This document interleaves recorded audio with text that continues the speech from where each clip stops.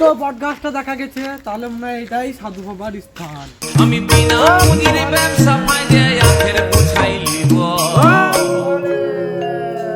এবার আমি সাধু বাবা হব, এবার আমি ভণ্ড বাবা হব। বাবা আমাকে সাহায্য করুন বাবা। কে হুই?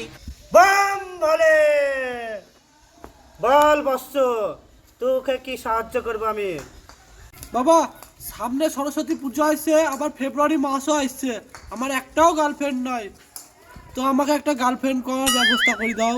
ঠিক আছে, তোর মনের কথা আমি সবই বুঝতে পারছি।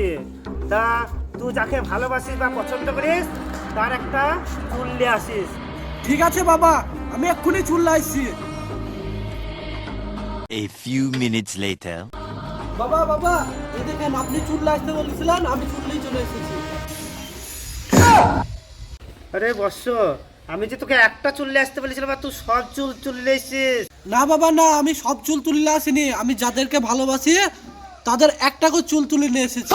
আরে কজনকে ভালোবাসে রে ও? হ্যাঁ, আমি এতদিন হয়ে গেলাম, আমি একটা ভালোবাসা পেলাম না, আর সবাইকে নিয়ে ঘুরে বেড়াচ্ছে। ধ্যাৎ, এই ব্যবসা করবোই না। राजा जी अपनी शक्तियों का पूरा इस्तेमाल कर रहे हो।